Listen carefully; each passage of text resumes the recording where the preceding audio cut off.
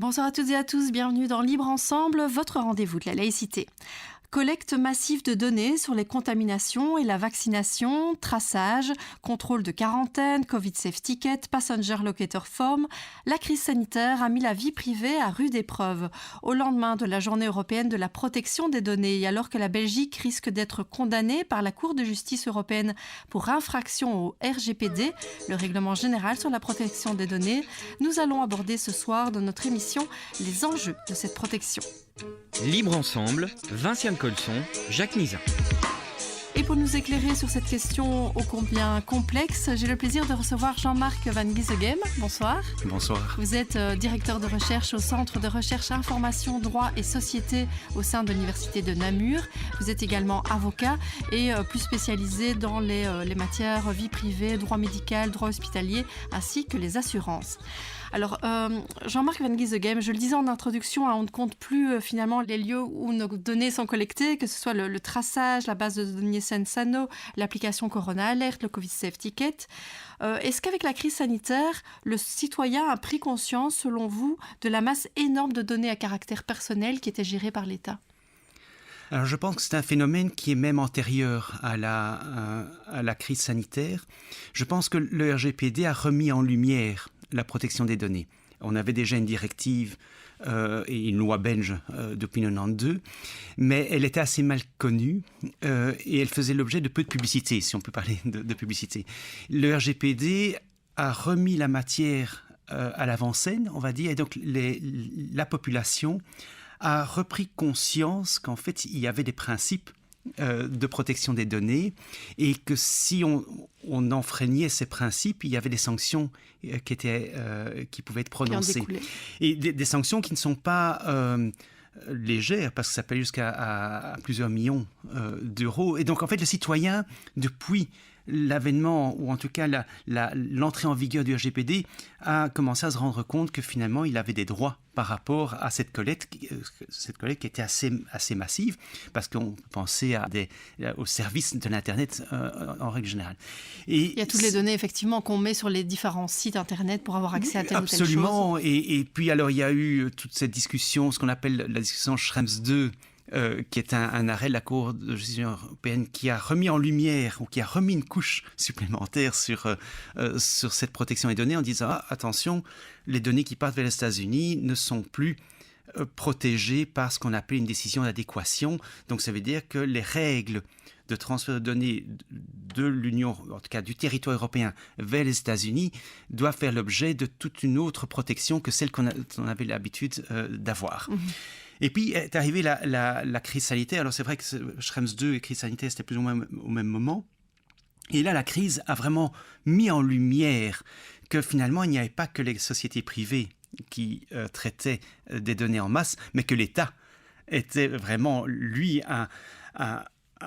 je vais dire, un responsable du traitement énorme, parce qu'ils avaient en possession un nombre incalculable de données, tout simplement parce qu'il faut certaines données pour faire fonctionner l'État, pour taxer les gens, pour gérer la santé, voilà. Il y a une vaccination qui est là. Alors, c'est vrai que maintenant, le terme vaccination est devenu quelque chose de très, très sensible, mais il ne faut pas oublier qu'il y a une vaccination qui est obligatoire pour certaines maladies, et tout ça doit être géré par l'État. C'était déjà mentionné, effectivement, la vaccination contre la polio, par exemple, était obligatoire. Elle était obligatoire et personne ne s'est jamais posé la question de savoir, tiens, pourquoi est-ce que je me fais vacciner de façon obligatoire ? Parce que personne ne s'en rend même pas compte, ne se rend compte qu'il y a une vaccination.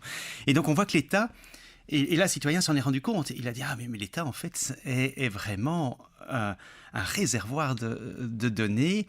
Et alors, en plus, après ça, il y a eu toutes les affaires qui sont sorties dans la presse avec Sensano, avec des acteurs, ou en tout cas des commis de l'État, on va dire, qui mettaient en place des traitements qui n'étaient pas légaux. Alors, on va revenir sur plusieurs des points que vous avez mentionnés, mais j'ai envie de revenir sur ce terme peut-être RGPD, avant tout, pour clarifier les choses. Je pense effectivement que tous les citoyens aujourd'hui ont déjà entendu ce terme RGPD, ne fût-ce que parce qu'on doit autoriser des cookies, etc. sur des sites Internet. Mais ça me semblerait peut-être utile de rappeler les grands principes de ce RGPD, donc Règlement général de protection des données, c'est quoi ? Alors, c'est une législation européenne. Alors, c'est important de dire que c'est une législation européenne parce que ça veut dire qu'elle s'applique à l'ensemble des pays membres de l'Union européenne et même plus que cela parce qu'on a ajouté à ces pays de l'Union européenne des pays, ce qu'on appelle l'espace économique européen, c'est le Liechtenstein, la Norvège et l'Islande. Donc, ça veut dire que quand on est sur le territoire européen ou également dans ces 3 pays-là, on a une protection qui est équivalente. Donc ça veut dire que je me trouve en Belgique, j'ai une protection, en tout cas mes données, en tout cas les données qui me concernent sont protégées de façon équivalente à celui qui se trouve en Italie, celui qui se trouve en Islande. Et ça, c'est important. Donc ça veut dire qu'il y a là un gros territoire et qui garantit le respect de principes. Parce qu'en fait, le RGPD, c'est la mise en œuvre de principes. Et c'est le principe, par exemple, de la transparence. C'est-à-dire, on ne peut pas commencer à traiter des données dans son petit coin sans rien dire. Il faut signaler à la personne que l'on traite des données qui le concernent. Et il faut lui dire ce que l'on fait. Et il faut en plus laisser à cet individu la possibilité de contrôler que ce que je fais, c'est ce que j'ai dit. Parce qu'évidemment, il faut qu'il y ait ce contrôle. Et ça, c'est le RGPD. Et la directive le faisait déjà avant. Ici, le RGPD l'a confirmé et a mis quelques processus complémentaires en œuvre. Ça veut dire qu'elle dit, mais il faut maintenant faire, par exemple, dans certains cas, une analyse d'impact. Quand on va mettre en place un traitement de données, eh bien, il faudra analyser si ce traitement n'a pas un impact défavorable par rapport aux libertés de la personne concernée. Et donc là, il y a toute une série de processus qui ont été mis en œuvre et qui garantissent le respect de ces principes. Le RGPD, c'est ça. C'est vraiment un guide qui balise le traitement de données sans dire on ne peut pas. On dit on peut traiter les données, on peut les envoyer à des tiers, mais en respectant des règles bien précises. Alors on dit souvent que c'est effectivement un texte fort, vraiment un texte le plus fort en matière de protection des données au niveau mondial. Alors si on voit ce qui s'est passé chez nous, donc sans parler encore de l'État et de comment l'État gère nos données, est-ce que chez nous, par rapport à des sociétés, par rapport à des personnes, est-ce qu'il y a déjà eu des infractions à ce RGPD ? Est-ce qu'il y a déjà des personnes qui ont été sanctionnées parce qu'elles étaient en infraction ? Alors ça devient de plus en plus fort, en fait. Alors, c'est une division particulière de l'autorité de protection des données. C'est ce qu'on appelle la chambre du contentieux. Alors, on a utilisé contentieux. C'est un terme qui n'est peut-être pas heureux, mais voilà, c'est le terme qu'on utilise dans la loi sur l'autorité de protection des données et qui est chargé d'analyser les plaintes qui lui sont transmises. Et il y a plusieurs étapes au niveau de l'APD. Donc, ça veut dire qu'une plainte arrive auprès de l'autorité. Il y a ce qu'on appelle la première ligne qui va d'abord voir si la plainte est recevable et tout. Elle concerne bien le RGPD, parce que c'est ça, finalement, l'autorité est là pour s'assurer que le RGPD est respecté, donc c'est pas plus que le RGPD. Puis il y a éventuellement une enquête qui est menée par un service d'inspection, et puis, le cas échéant, l'affaire est portée devant la chambre contentieuse qui va analyser le dossier, qui va écouter les parties, qui va écouter le plaignant, qui va écouter la personne qui est poursuivie ou qui fait l'objet de la plainte, et puis peut rendre une décision de sanction. Est-ce qu'on aurait des exemples concrets, par exemple, de sanctions qui ont été prononcées ? Alors, il y a eu, par exemple, une sanction sur l'utilisation de la carte d'identité pour faire des cartes de fidélité. Et donc là, il y a une sanction. Le commerçant a été sanctionné parce qu'il, si je ne m'abuse, il n'avait pas laissé la possibilité de pouvoir s'inscrire manuellement, donc sans utilisation de la carte d'identité. Il y a aussi eu l'histoire d'un homme politique qui a utilisé des données communales pour sa campagne électorale, alors qu'il ne pouvait pas. En tout cas, il y a des règles bien précises qui permettent d'utiliser les listes d'électeurs dans le cadre des élections. Il n'avait pas respecté les règles, donc il a été sanctionné. Je pense que c'était 5 000 €. Je pense que les amendes vont... il y a encore une amende, si je ne m'abuse, d'une société de paiement de parking à Bruxelles qui a été condamnée parce qu'elle ne respectait pas le RGPD. Donc voilà, il y a des sanctions qui arrivent. Il y a Google qui a déjà été condamné. Voilà, c'est une réalité. C'est une réalité. Et ça, c'est certain. Alors aujourd'hui, en fait, c'est l'État lui-même qui est poursuivi par la Commission européenne parce qu'il serait en infraction justement par rapport à ce RGPD. Et là, c'est une première parce qu'on dit la Belgique pourrait être le premier pays européen à être condamné par la Cour de justice européenne pour une infraction au RGPD. Alors, je sais qu'il y a plusieurs éléments, mais pourquoi finalement la Commission européenne veut poursuivre la Belgique ? Tout simplement parce que le RGPD institue ce qu'on appelle l'autorité de protection des données. C'est une autorité qui doit être indépendante. C'est une autorité qui doit agir afin de vérifier que le RGPD est bien respecté par tout le monde, que ce soit le secteur privé, que ce soit le secteur public. Et ça, c'est important parce que c'est là que se porte tout le débat. Cette APD doit être indépendante et donc ça veut dire que les membres qui composent l'autorité de la protection des données doivent être indépendants des acteurs qu'ils vont contrôler et surtout de l'État, pour éviter justement que l'État ne gangrène, si je puis m'exprimer ainsi, l'autorité de protection des données et finalement empêche l'autorité de protection des données de prendre des décisions ou rendre des avis de façon indépendante par rapport à l'autorité publique. Ce qui se passe ici, c'est que des membres de l'autorité de protection des données sont également des fonctionnaires haut placés au niveau de l'État.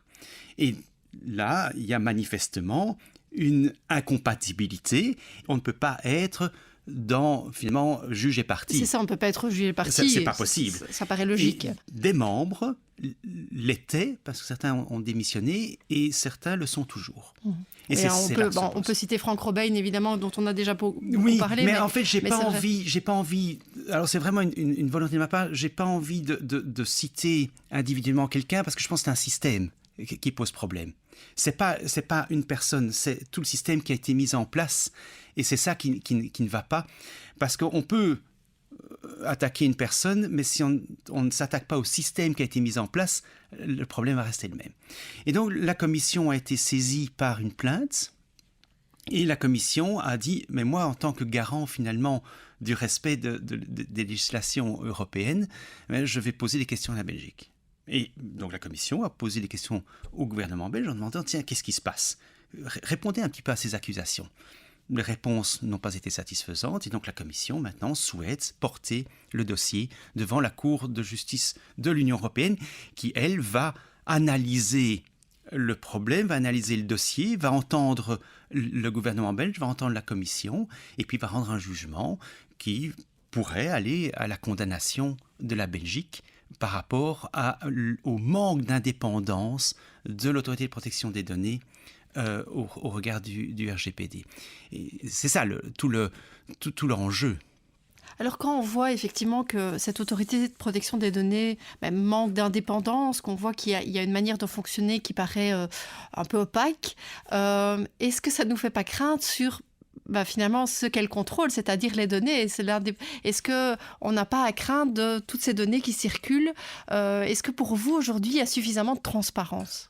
Alors, j'aurais tendance à dire qu'il y a une certaine transparence parce qu'on voit le dysfonctionnement de l'APD. Oui, il a été mis en avant, c'est vrai.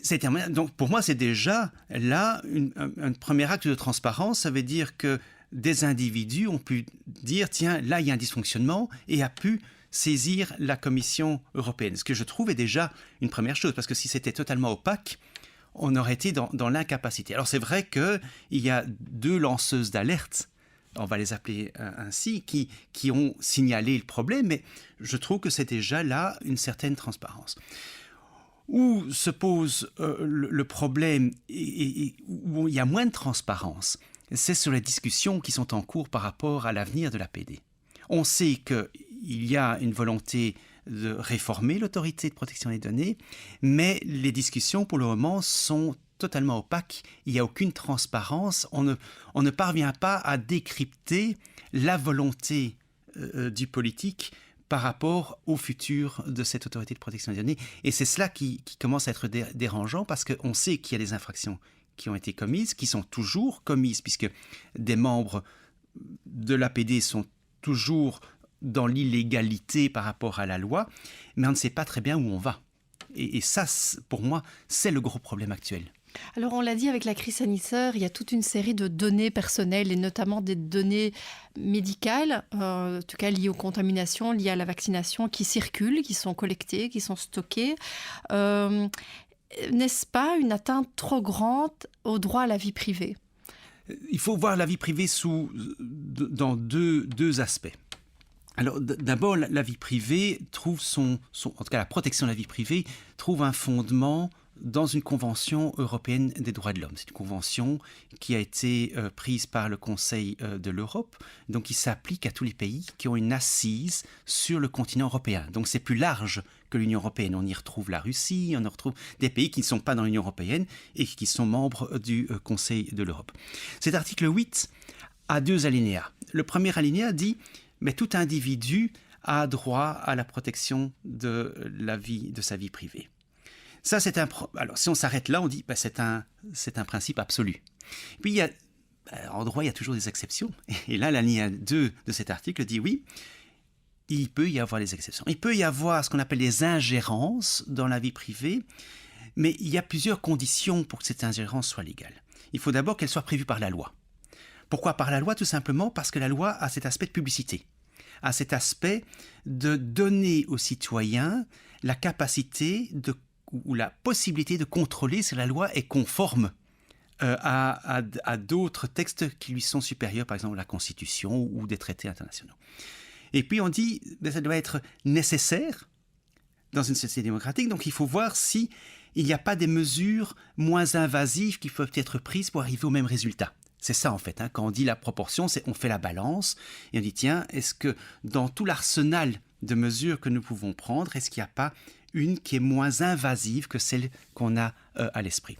Et puis on dit, cette ingérence doit se passer dans certaines matières, et une de ces matières est la santé publique.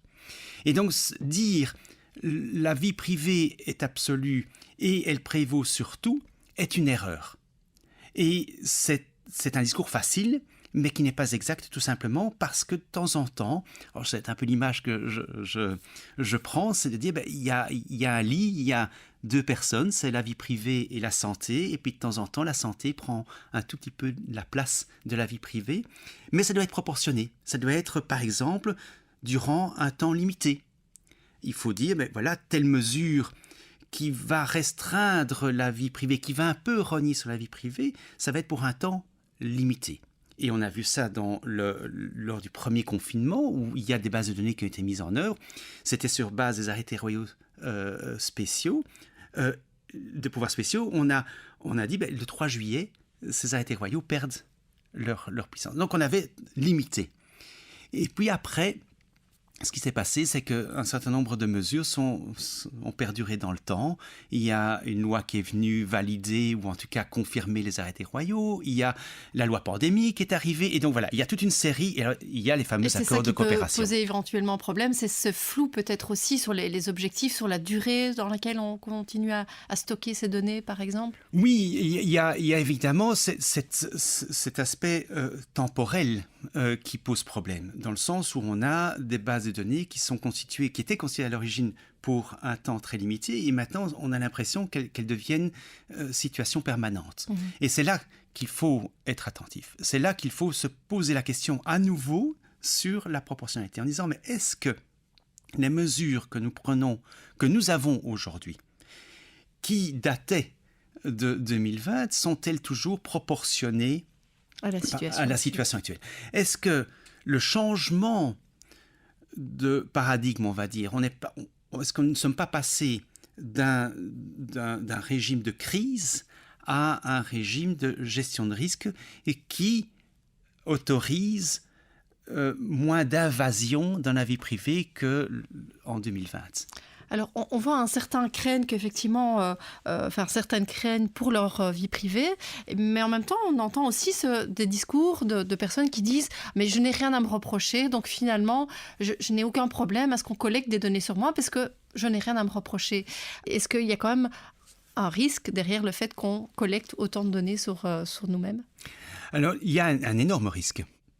la jurisprudence de la Cour européenne des droits de l'homme dit bien la protection de la vie privée et donc la protection des données permet à l'individu de développer sa personnalité à l'abri des regards.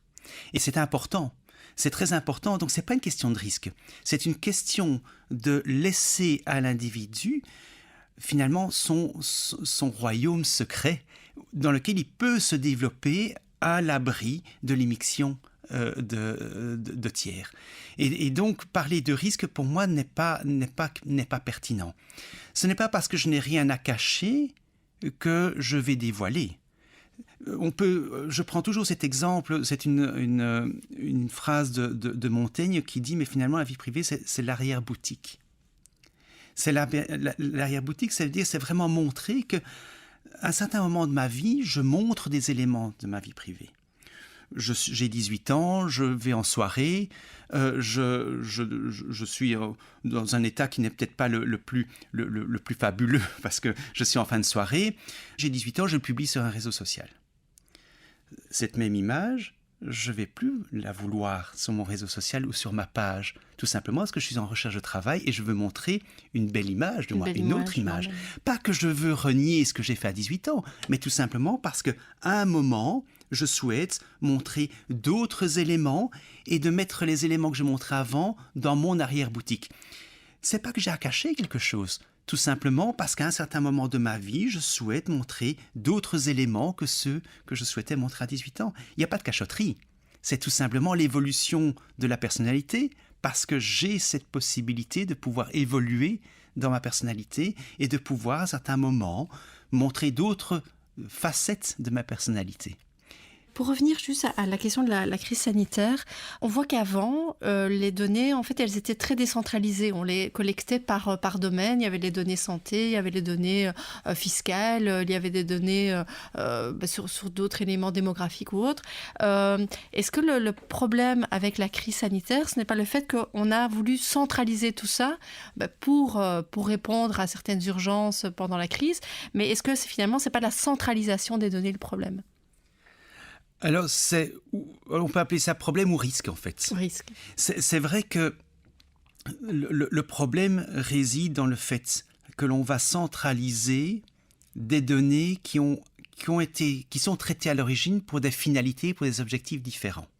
Et donc, ça veut dire qu'on va commencer à tout fusionner, sont traités à l'origine pour avoir une cartographie de l'individu qui est disproportionnée. Un des principes de protection des données, c'est la décentralisation. On dit qu'il est toujours préférable de décentraliser pour justement éviter cette agglomération de données en un lieu. Et vous avez raison en disant que la crise a cette fâcheuse tendance à pousser les autorités publiques à rassembler en un lieu toute une série de données et quelquefois de façon bizarre, aurais-je tendance à dire. Prenons l'exemple de la vaccination. Sciensano collecte, en tout cas, a une base de données, vaccination, si je ne m'abuse, c'est Sciensano, ou en tout cas un organisme central, qui collecte des données qui sont par ailleurs déjà collectées par l'Agence fédérale du médicament. Pourquoi est-ce qu'on a recréé une base de données avec des données qui sont déjà collectées par ailleurs avec une finalité bien particulière, avec des règles de sécurité bien particulières? C'est les fameuses les effets secondaires. Mmh. Oui, et c'est là qu'on se demande quelle est l'utilité de faire un doublon. Et c'est là qu'on peut se dire, est-ce que c'est conforme au RGPD? Est-ce que faire ce type de traitement qui n'est pas nécessaire parce qu'il est déjà effectué par une autre autorité, est-ce que c'est conforme au RGPD? Et là, j'en doute. J'en doute sérieusement parce que je pense que l'autorité, cette fameuse agence du médicament, a cette fonction de tracer les effets secondaires des médicaments et donc des vaccins. Il n'est pas utile de recréer ce type de base de données auprès d'une autre autorité. Il y a un doublon, il y a une disproportion, me semble-t-il, par rapport au traitement et à la finalité qui est poursuivie. Mais du coup, comment aujourd'hui le citoyen peut-il reprendre le contrôle de ces données personnelles? Est-ce que finalement le RGPD suffit? Alors le RGPD suffit. Suffit parce qu'il ne sert à rien de multiplier les lois dans ce secteur-là et le RGPD pose des principes, donne des droits aux citoyens. Quand on parle d'autorité publique, ça veut dire que le citoyen a un droit d'accès. Il peut interroger l'autorité publique et lui demander « Dites-moi si vous traitez, des données me concernant et lesquelles et pour quel objectif ?» Voilà. Théoriquement, le citoyen doit déjà avoir reçu une information en amont, mais il peut très bien, grâce à ce droit d'accès, contrôler l'autorité. Alors maintenant, il y a aussi un projet du secrétaire d'État Mathieu Michel qui est de faire un cadastre des traitements qui sont effectués par les autorités publiques. Permettre aux citoyens de pouvoir consulter ce cadastre en disant « Tiens, moi, en tant que citoyen, j'ai des données qui me concernent, qui sont traitées par l'autorité. Quelles sont-elles? Et quels sont ces traitements ?» Et quel objectif, j'imagine. Oui, c'est ça, quel objectif, quelle finalité. Ce qui permettra aux citoyens, sur base de ce cadastre, d'aller interroger l'autorité, d'aller dire à l'autorité « Je vois que dans le cadastre, vous traitez certaines des données qui me concernent pour telle finalité, mais moi j'aimerais que vous me prouviez ça. » Et finalement, c'est ça, c'est le contrôle du citoyen par rapport au traitement de données qui le concernent. Alors, il y a un petit exercice que souvent je donne aux étudiants, c'est de dire, mais allez voir sur le registre national avec votre carte d'identité électronique. Vous avez là déjà un onglet qui vous permet de voir quelle est l'autorité qui a consulté le registre national. Et c'est quelquefois assez impressionnant. J'ai comme ça eu l'occasion de constater qu'une commune avait consulter mon registre national alors qu'il n'y avait aucune raison. Et je me suis adressé à la commune comme un citoyen lambda, donc ce n'est pas parce que je suis plus spécialisé dans ce domaine-là que je l'ai fait. Tout citoyen peut le faire. J'ai interrogé la commune et la commune m'a dit « C'est bizarre, effectivement, nous allons enquêter ». Et ils m'ont répondu 15 jours après en disant « Effectivement, il y a un dysfonctionnement auprès d'un de nos opérateurs qui a fait un backup de toutes les données, dont les vôtres, et ce n'était pas régulier. » Donc ça veut dire qu'on peut déjà avoir un certain contrôle. On peut déjà avoir un certain contrôle. On l'ignore souvent. Voilà, on l'ignore. Et il y a un professeur à l'université qui donne cours en master-spécialisation droit et technologie qui fait faire des exercices de ce type-là aux étudiants. Aller interroger des autorités publiques, leur demander quelles sont les données qui me concerne et que vous traitez, et pour quel objectif. Et l'autorité doit répondre, elle n'a pas le choix. Donc ça veut dire que le RGPD nous offre déjà des instruments pour contrôler ce que l'autorité fait avec des données qui nous concernent. Et ça, peu de personnes le savent, ou en tout cas, de plus en plus de personnes en ont conscience, mais pas beaucoup ne mettent réellement cela en œuvre. Mais ça veut dire aussi que c'est via la transparence que le public pourra avoir confiance finalement en l'État, en la démocratie, en ce qu'on fait de ces données. C'est le seul moyen. Je pense que la transparence, c'est le moyen absolu, vais-je dire, pour rendre confiance aux citoyens par rapport aux autorités publiques. Et je pense que c'est logique que l'autorité publique soit transparente par rapport aux citoyens. Elle est tout de même au service des citoyens. Ne l'oublions pas, c'est tout de même un service public. Et qui dit service par rapport aux citoyens doit permettre aux citoyens de savoir quels sont d'abord les services qui sont rendus par l'autorité publique et sur base de quels moyens ces services sont rendus. Et c'est la transparence. Et le RGPD ne dit rien d'autre en fait. Une des pierres angulaires du RGPD, c'est la transparence, l'information. Et l'autorité publique n'est pas exempte de devoir informer le citoyen sur les traitements qui sont effectués, mais vraiment une transparence transparente, dans le sens vraiment montrer au citoyen que ce qu'il fait sur les données, c'est ce qu'il a dit qu'il allait faire. Et c'est ça, évidemment, qui est le plus important. Oui. On suivra évidemment notamment cette plainte de la Commission européenne vis-à-vis de la Belgique. On suivra aussi le projet de loi du secrétaire d'État à la digitalisation, donc Mathieu Michel, qui est chargé de la protection de la vie privée et qui est censé réformer notamment l'autorité de protection des données.